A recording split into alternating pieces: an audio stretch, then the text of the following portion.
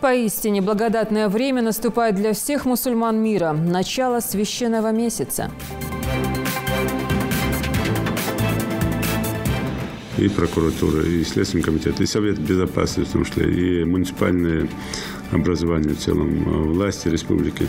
Все работаем над тем, чтобы закрепить вот эти ведущие позиции по безопасности. По уровню снижения преступности Ингушетия традиционно занимает ведущие позиции среди регионов страны. Юнусбек Евкуров отметил силовой блок. Спецбортом МЧС России тяжелобольного пациента Багаудина Даурбекова планируют доставить в Приволжский федеральный медицинский центр, где ему будет оказана необходимая квалифицированная помощь. Ан-148 в помощь. Все для скорейшего выздоровления. Багаудина Даурбекова сегодня доставили в Нижний Новгород. Проблема здесь даже не в долгах, говорят энергетики, а в так называемых накидках. Левые провода тянутся, причем сразу несколько, буквально от каждого второго дома. Аргументы «за» и «против». Как поддать в дом напряжения? На ситуации с энергоснабжением по улице Казбеги расскажет Хади Добриева. Все мы исполнили на 100%. И мы знали, что именно такая тактика, именно такая стратегия нам поможет выиграть этот бой. Родине на память. Отвоеванные чемпионские пояса боксер из Сачинеев передал Музею дворца спорта «Магаз» имени Берда Евлоева.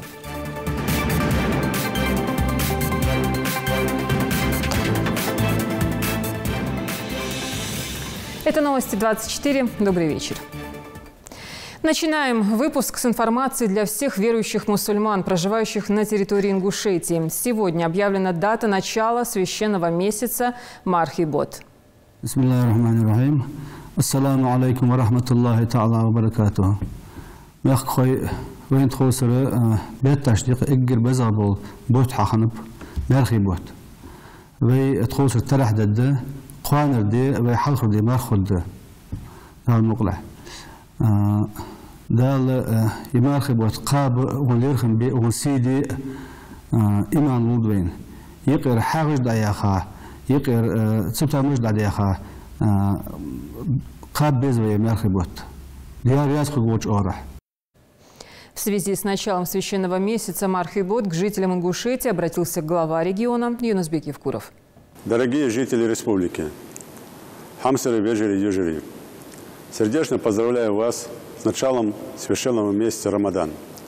Для миллионов последователей ислама этот месяц является самым важным и почетным. Это время особого благочестия, укрепления веры, нравственного обновления, духовного роста. Встречая священный месяц Рамадан, благодарим Всевышнего за возможность соблюдать пост и совершать благие дела. Пост очищает наши души, воспитывает нас в великодушие. Мы ждем от Всевышнего прощения, которое можно получить, имея искреннее желание и стремление к этому. Но при этом мы должны сами быть милосердны, мы должны сами научиться прощать, особенно в этот месяц. Дорогие мои земляки, хамсеры мягкой, в республике накопилось много противоречий. Многие ждут прощения. Я призываю всех нас найти в себе силой, простить друг другу все обиды. И тогда, уверен, для многих этот месяц станет поистине священным. Пусть Всевышний поможет нам обрести в этом месте веру и терпение, миролюбие и согласие на пути поклонения. Пусть Он услышит наши молитвы о ниспослании мира и процветании нашей республики, нашей стране, благополучия в каждой семье и всему нашему народу. От всей души желаю всем жителям республики крепкого здоровья, успехов в благих делах и добрых начинаниях, благополучия и духовного покоя.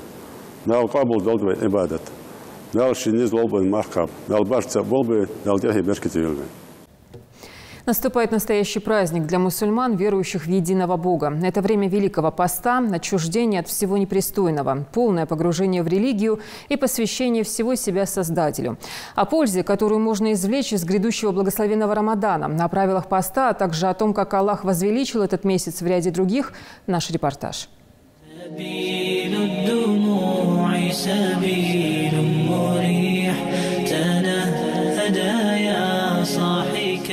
Самым важным и почетным месяцем для всех мусульман, безусловно, является Рамадан, главная цель которого – укрепление духа, силы воли, очищение и усиление веры. Основные требования поста – это не только обязательный отказ от еды и питья от рассвета до заката, но и посвящение себя служению Всевышнему, усердие и искреннее поклонение Аллаху с целью заслужить Его довольство. Соблюдение поста в священный месяц является одним из 5 столпов ислама, возложенных на нас Всевышним. Пророк сказал, если бы люди знали, сколько милости в месяце Рамадана, то люди бы желали, чтобы месяц Рамадан длился целый год. Понимая ту милость, которую Аллах проявляет, а Аллах Всевышний в месяц Рамадан еще больше проявляет милость, чем другие месяца. Сподвижники пророка, и пророк Мухаммад, делали дуа, говорили: «Аллахумма баллигна Рамадан». «О Аллах, доведи нас до Рамадана».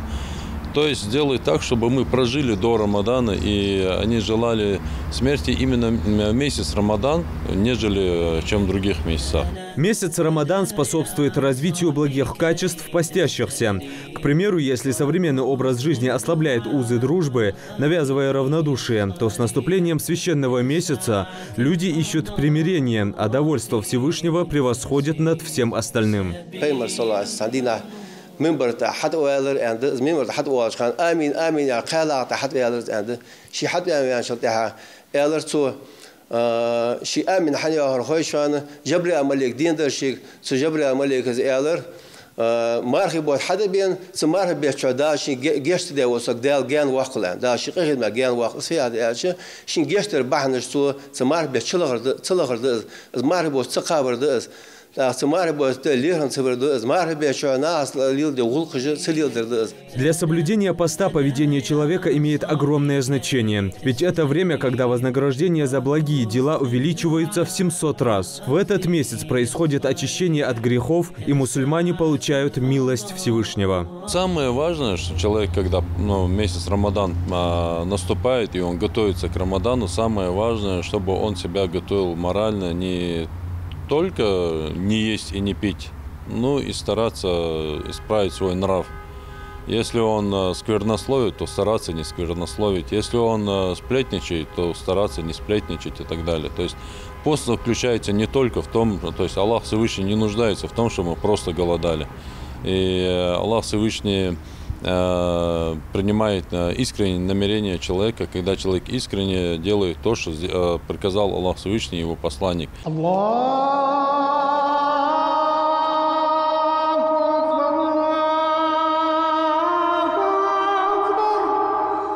Хадис пророка Мухаммада, мир ему и благословение Всевышнего, гласит: когда наступает месяц Рамадан, открываются врата рая, закрываются врата ада и привязываются дьяволы. Тому, кто постился в священный месяц с верой и надеждой, будут прощены совершенные им грехи.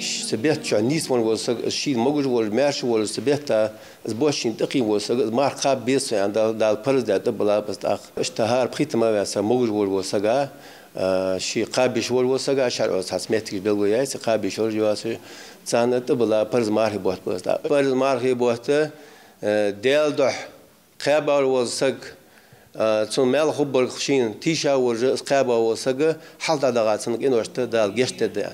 В другом хадисе пророка, мир ему и благословение Всевышнего, говорится: Всевышний чист и не принимает ничего, кроме чистого. Также необходимо отдалиться от ослушания родителей и разрыва родственных связей. Такие действия уменьшают воздаяние за пост, отдаляют от благодати и добра священного месяца. Все, что может повредить соблюдению поста, должно быть исключено. Месяц Рамадан, Аллах Всевышний в Коране говорит,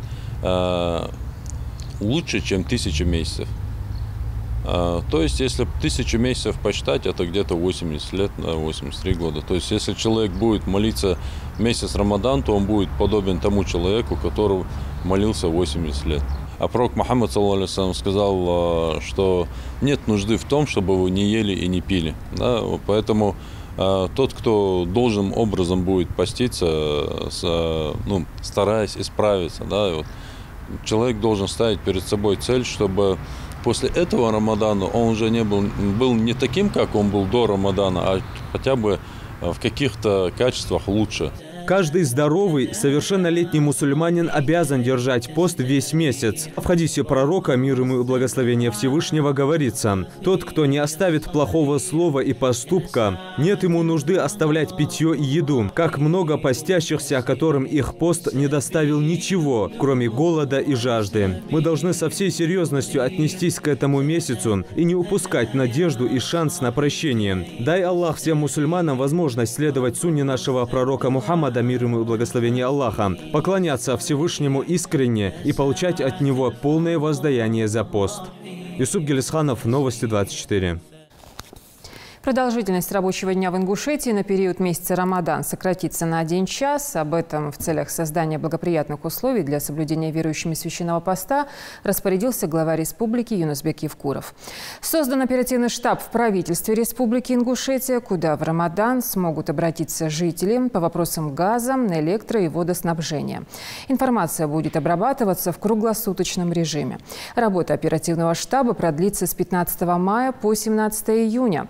Также руководителям органов местного самоуправления рекомендовано усилить контроль за соблюдением запрета различной продажи алкогольной продукции, а руководителям соответствующих предприятий обеспечить бесперебойную подачу электрической связи, реализующим продукты питания осуществлять свою деятельность ежедневно до 23 часов, не превышая цен на продукты.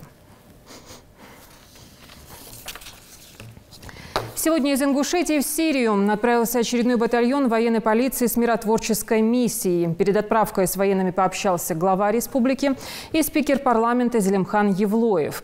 Юнусбек Евкуров, обращаясь к военным, отметил всю важность и значимость их задачи. И главное в этом деле, по мнению главы, достойно отслужить и вернуться домой. Призвал поступать так, чтобы не было никаких нареканий в адрес республики и страны в целом, так как за спинами этих солдат стоит вся Россия. Президент страны возлагает на них большие надежды. Сложный инструктаж, ничего нового здесь нету, а достойно выполнять свой долг, достойно служить Родине, показывать пример, тем более, когда есть сравнительный анализ, кто лучше, кто хуже, есть фанатизм, а есть просто исполнение своего долга. Сделать так, чтобы по вашей работе не было нареканий ни республики, ни стране в целом.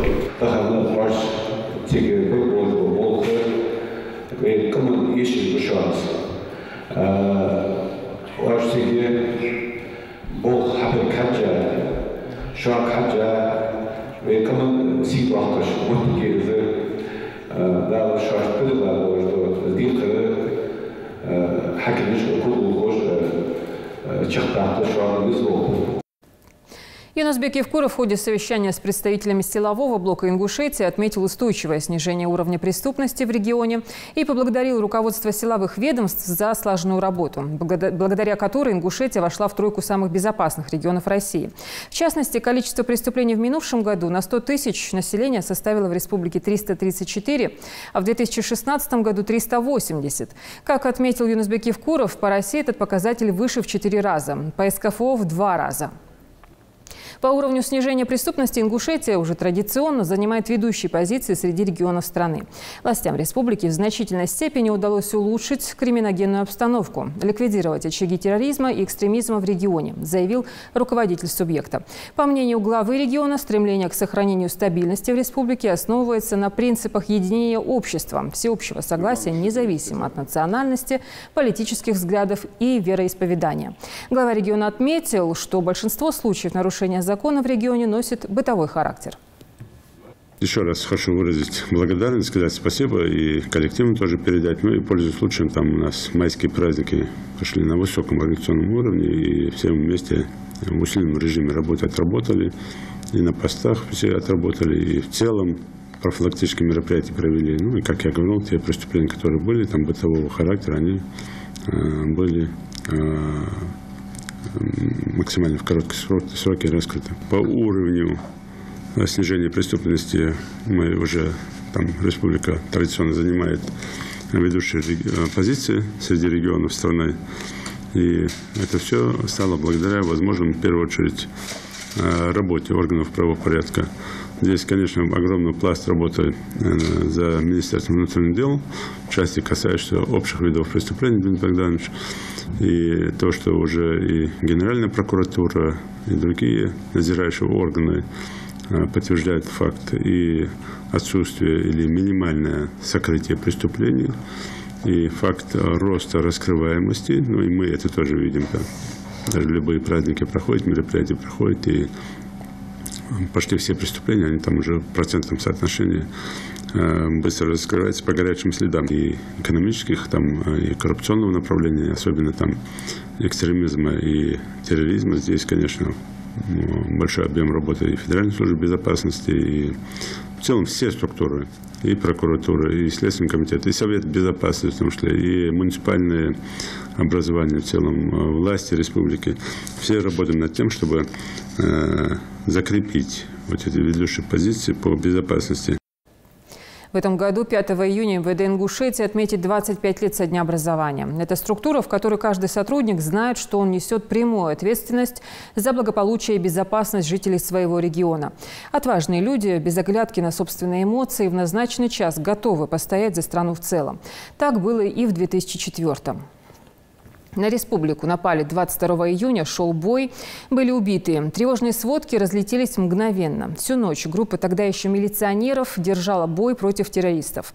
28-летний Руслан Хамчиев за героизм, проявленный при исполнении служебного долга, среди прочих, был удостоен ордена мужества посмертно. Репортаж Наты Евлоевой. Прошло почти 15 лет с тех пор, как Лейла Хамчиева похоронила единственного сына. В ту злосчастную ночь все было как обычно. Недавно вернувшийся Руслан снова должен был идти на работу. Мать не хотела его отпускать, словно чувствовала, что больше его не увидит. Где-то без 20:10 в эту ночь он позвонил домой. Мы так созванивались всегда. Мы ему звонили, он нам звонил, как, что дома. Ну, созвонились, поговорили, все нормально было у нас. Он тоже сказал, что он на месте, в ОМОНе. И через где-то полчаса, где-то половина 11-го, как мы все знаем, вот это все вот началось. Автоматные очереди и выстрелы из гранатометов не смолкали до рассвета. Родственники Руслана, тревожась, пытались дозвониться до него, но связи не было. Двоюродный брат Руслана рассказывает, прежде чем прервалось телефонное сообщение, людям из разных населенных пунктов удалось обменяться скудной информацией. На республику напали, идет бой, наверняка есть убитые. В это время вечером я находился у друзей и услышал перестрелки. После перестрелки я подумал сразу, что Руслан сегодня на работе, и решил позвонить ему. Звонки шли, но трубку никто не поднимал. Поэтому я прибежал домой. Он любил жизнь, любил родных, друзей и свою работу. Даже сегодня участники этого сражения, вспоминая о невероятной, недопустимой подлости того нападения и о погибших товарищах, находятся в шоковом состоянии. Вряд ли я еще раз бы смог такое пережить, рассказывает брат Руслана.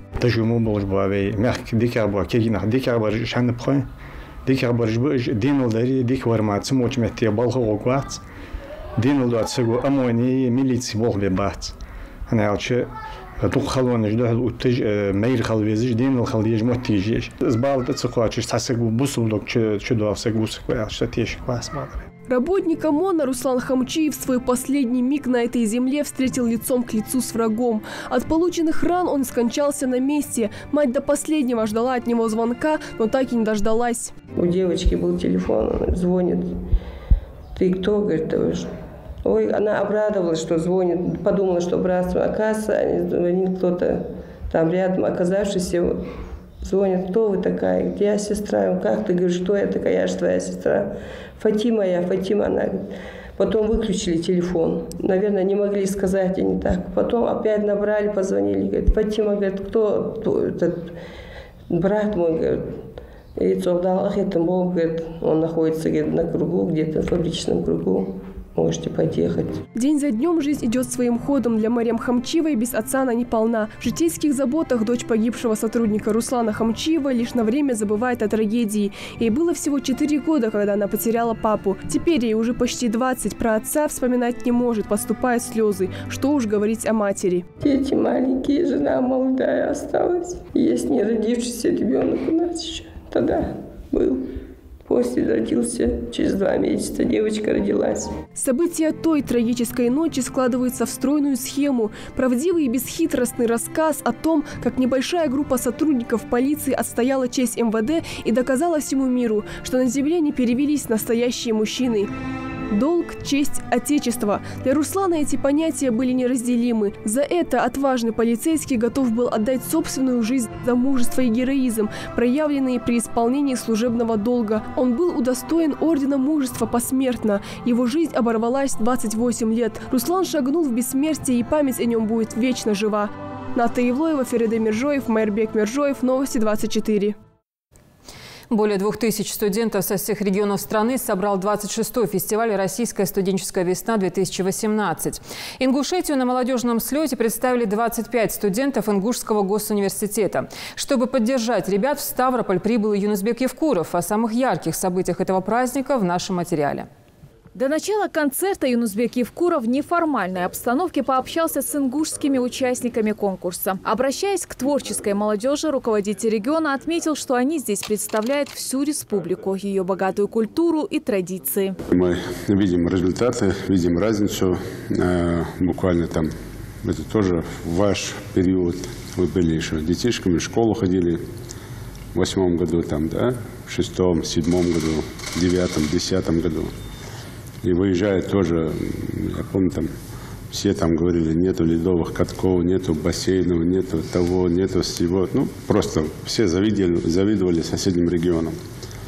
А сейчас многие ваши сверстники смотрят на нас и уже завидуют нам по некоторым вопросам. Это тоже прогресс, это тоже все движение вперед. Это все делается в том числе и для вас, и для того, чтобы вы завтра это все взяли процесс управления в руки свои.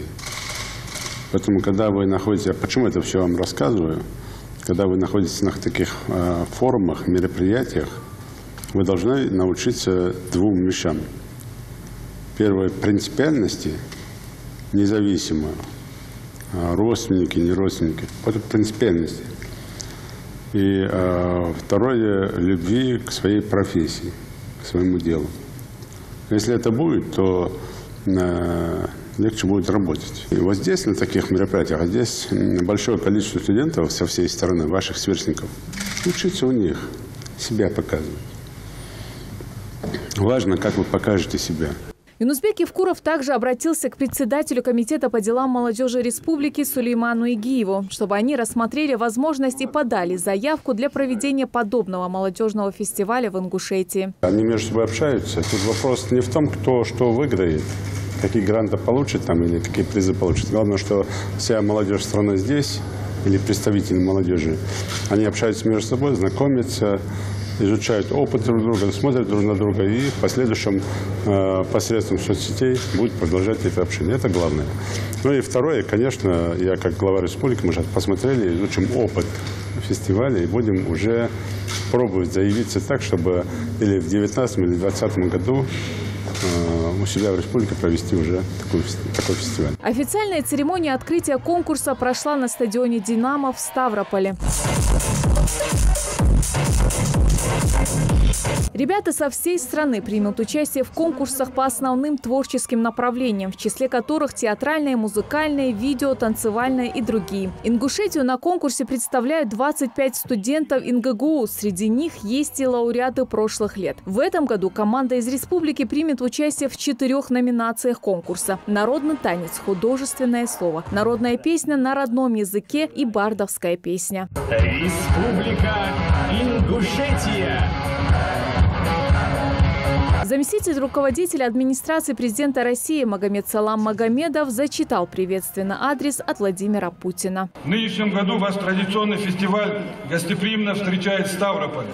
На творческих площадках, в университетах, театрах дворцах культуры этого замечательного города пройдут интересные конкурсы и соревнования, круглые столы с мастерами искусств и представителями авторитетных общественных организаций.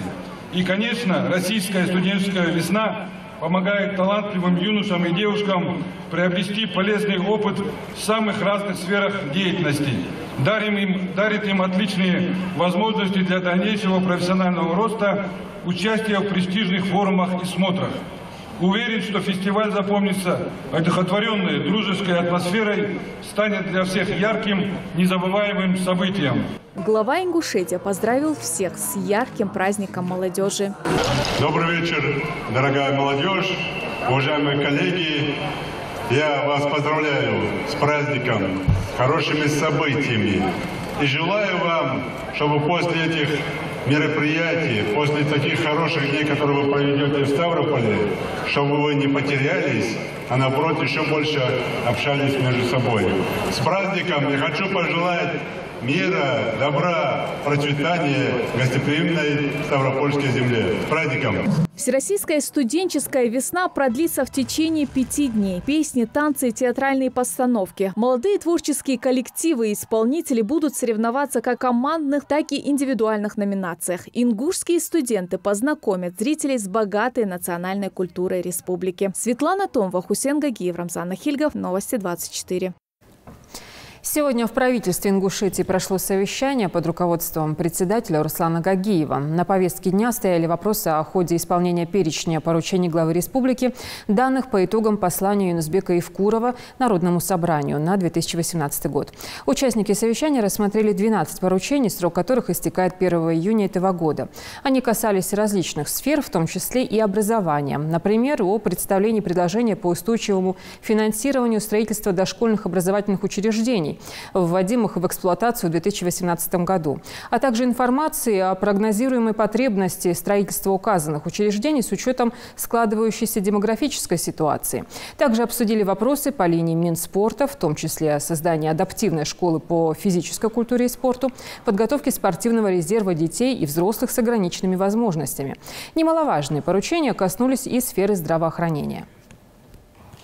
Вопросы, касающиеся здравоохранения, это развитие онкологической службы, это организация и становление оказания помощи трехуровневой медицинской помощи и, конечно же, вопрос, который касается профилактики, да, потому что есть национальная программа по здоровью населения, здоровью нации. И вот та работа, которая проводится с профилактической целью для того, чтобы сохранить здоровье нации, какие мероприятия проводятся и, соответственно, планы, которые до конца года должны быть отработаны, соответственно, Министерством здравоохранения. Сегодня в аэропорту Магаз приземлился самолет для транспортировки Багаудина Даурбекова, пострадавшего в воскресенье во время взрыва в частном доме в Пседахе. Мальчика перевезли в Приволжский медицинский центр, где его обследуют лучшие специалисты госпиталя. Самолет с больным на борту уже приземлился в аэропорту Нижнего Новгорода. Лейла Гайсанова продолжит. Самолет Ан-148 МЧС России уже ждет своего главного пассажира. Он оснащен современным оборудованием и специальным медицинским модулем, аппаратом искусственного дыхания и кардиомониторами, которые позволяют оказывать медицинскую помощь пострадавшему во время полета. Мальчик нуждается в срочной высокотехнологической помощи. В настоящее время его состояние врачи оценивают как тяжелое. Спецбортом МЧС России тяжело больного пациента Багаудина Даурбекова планируют доставить в Приволжский федеральный медицинский центр, где ему будет оказана необходимая квалифицированная помощь. Карета скорой медицинской помощи, в которой находится пациент, вплотную подъезжает к самолету. Чтобы было удобнее переложить мальчика. По словам врачей, дорогу от Малгобека до Сунжи он перенес хорошо. Все условия тут есть соблюдены. В принципе, больной на аппарате не страдает. Давление все стабильно держит. На момент, сейчас я подошел, немножко осмотрел. Как выезжали из Малгобекского МЦРБ, так он и доехал сюда. Отлично среагировано, отлично сработано. Молодцы они, ребята.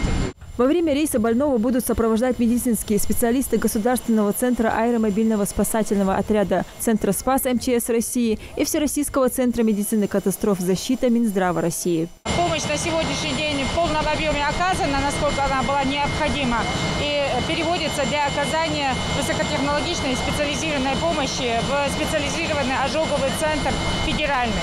Багаудина, кроме медперсонала борта, сопровождает и его отец Ришат. Я доволен остался врачами нашими и помощью, что они оказали мне. Хочу поблагодарить нашего главу Юнусбека Ювкурова, министра здравоохранения нашего Арабханову и главврача нашей Центральной Малгобекского района за оказание помощи. Напомним, несчастный случай произошел в воскресенье. В результате хлопка газовоздушной смеси в подвале частного дома пострадали Багаудин и его тетя Танзила Султыгова. С сильными ожогами они были доставлены в Малгобекскую центральную районную больницу. За жизнь женщины врачи боролись около 4 часов, но спасти ее так и не удалось. Ожоги были настолько сильные, что сожгли внутренние органы. А вот площадь ожогов, полученных мальчиком, составляет 65%. Он пролежал в реанимации несколько дней и, по словам врачей, уже показывал положительную динамику.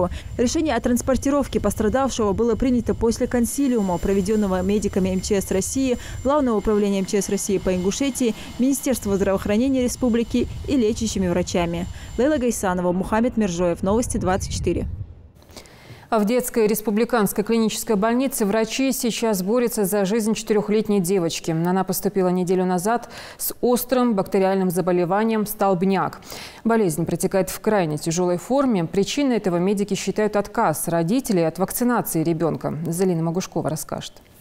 Девочка поступила в ДРКБ 10 мая. Ее сразу госпитализировали в отделение реанимации. После первичного осмотра неврологов, педиатров, реаниматологов был выставлен предварительный диагноз столбняк. В первый же день девочка была переведена на аппарат искусственного дыхания. На второй день был созван консилиум докторов, куда пригласили инфекционистов Ингушской республиканской клинической больницы. Диагноз столбняк был подтвержден.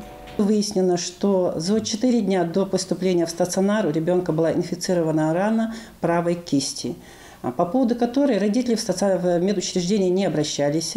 Рану мама дома обработала сама, и рана, в принципе, затянулась. Также из анамнеза известно, что ребенок не был привит, то есть полный отказ от профилактических прививок. На сегодняшний день диагноз ребенка звучит столбняк, генерализованная форма, тяжелое течение. Осложнение у ребенка: судорожный синдром, геморрагический синдром, дыхательная недостаточность 2-3 степени, анемия 2-3 степени. В стационаре девочки провели все необходимые лечебно-диагностические мероприятия, но несмотря на все усилия докторов, на сегодняшний день состояние ребенка остается крайне тяжелым. Врачи считают, что все могло обойтись и без осложнений, если девочка была бы привита с первых лет жизни.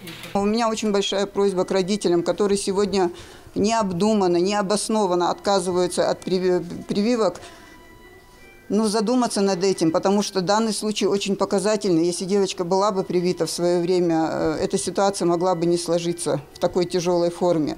Потому что у детей вырабатывается иммунитет, и многие дети падают, но не все же дети, и единицы из них заболевают. А в такой тяжелой форме у нас давно не было такого случая. Зная, какие тяжелые последствия может вызвать любая инфекция, врачи призывают всех, как детей, так и взрослых, проходить вакцинацию. Они уверены, что осложнения при болезнях намного серьезнее самих заболеваний. У нас очень тяжелая ситуация сложилась с заболеваемостью корью. Эти дети, которые переносят корью, непривитые дети, которые сейчас заболевают корью, очень многие заканчиваются тяжелыми осложнениями, особенно тяжелыми формами пневмонии, которые подлежат госпитализации в стационары, в специализированные отделения, и большинство из них находятся в реанимационных отделениях именно по тяжести состояния. Если ребенок привит, например, от краснухи или той же кори, то вероятность заболеть 1 к 40 тысячам, а если нет, то 1 к 300. А если ребенок все же заболел, то, как правило, перенести болезнь привитому легче. Вакцинация идет на 1-м году жизни ребенка. Но БЦЖ в роддоме идет обязательно, гепатит прививается, начинается первая прививка гепатита идет в роддоме.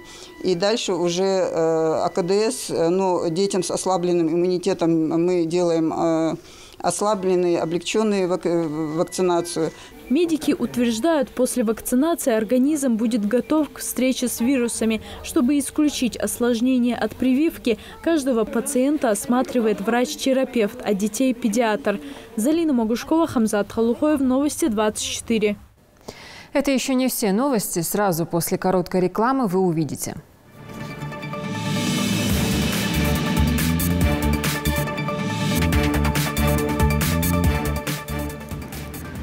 О ситуации с энергоснабжением по улице Казбеги расскажет Хади Добриева.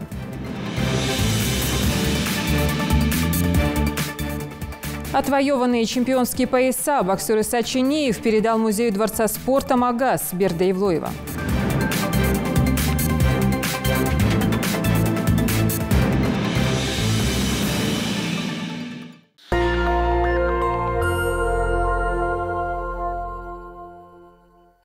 Этот автомобиль может стать твоим. Соверши покупку от 5000 рублей в Поиск Home и получи свой шанс выиграть автомобиль и другие ценные призы. Акция действует по 21 июня 2018 года. Подробности в магазинах Поиск Home. Назрань, улица Евлоева, 41.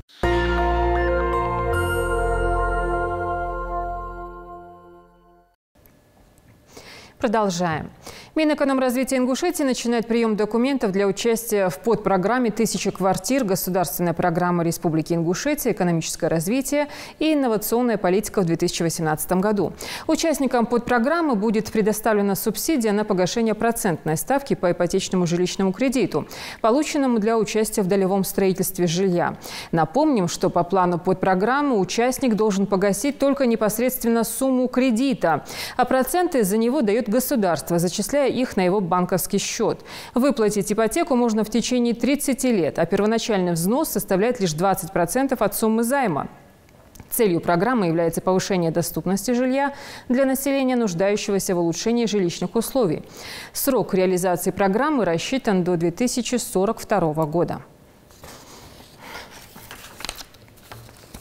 В сентябре в Малгобеке откроется новая школа на 720 мест. В списке уже около 600 детей. В основном ученики из перегруженных 3-й и 20-й школ Малгобека. В новом трехэтажном здании предусмотрено 2 просторных спортзала, душевые, 2 лифта, большой актовый зал на 420 мест, 36 учебных кабинетов по 24 посадочных места.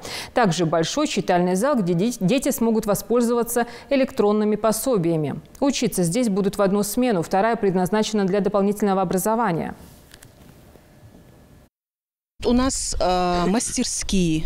У нас есть отдельный учебный корпус, который предусмотрен под мастерские. Есть мастерские по дереву, будут, вернее, мастерские по дереву, будут отдельно мастерские по металлу, будут мастерские по обработке тканей. То есть у нас на первом этаже отдельно смогут заниматься девочки кулинарным искусством, там, обработка тканей и так далее. А на втором этаже будут заниматься мальчики, уже каждый по интересам. Школа строится в рамках федеральной целевой программы. Возведение общеобразовательного учреждения шло под контролем администрации города. Основные этапы строительства на территории школы уже завершены. Высажены плодоносные деревья. Сейчас идет сборка мебели.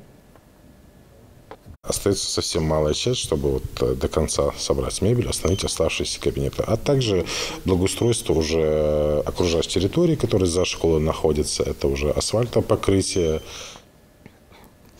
Жители улицы Казбеги, это в центр Камазе, жалуются на перепады напряжения. Бытовая техника выходит из строя. В ответ на эти аргументы энергетики приводят свои. Во-первых, из почти сотни абонентов платят только 2. Во-вторых, невооруженным взглядом видны незаконные подключения, из-за чего подстанции просто не в силах выдержать нагрузки. Хади Добриева об этом. Вот я отправлял фотографию. Вы видите L? L бывает, когда меньше 140 вольт. Знаешь, он не тянул, поэтому L. Теперь смотрите второй. Вы видите 141, выход 247. Смотрите, вход 141. И поэтому сегодня прислали комиссию. Итак, уже 20 лет подряд техника выходит из строя, стабилизаторы и вовсе плавятся. Впрочем, по этой причине пришлось заменить даже счетчик, говорит Зарима Амирханова. Постоянные скачки и перепады напряжения, по вечерам и вовсе тусклый свет. С такой жалобой, уже устав надеяться на перемены, жители улицы Казбеги обратились к нам в редакцию. Если я плачу за электричество, у меня даже всегда за электричество переплата, Почему я не могу требовать, чтобы электричество было нормально? Вчера утром не тянет ни стиральная машина, ни холодильник, ничего не тянет. Я начинаю звонить. И самая большая проблема в электроэнерго – то, что ни один телефонный номер, который указан в соцсетях, на официальных сайтах, ни один номер не отвечает. Электрики первым делом спешат проверить напряжение. Обычно оно не превышает 140 вольт, говорит Зарема. Это сейчас стабилизаторы непривычно показывают цифру 220. За все эти годы такого напряжения здесь просто не видели. Вы представляете, сегодня у нас свет хороший. Как вы увидели, входящие 190-200, да? Это большой праздник, который, наверное, нужно отметить, потому что такого света за 20 лет у нас не было.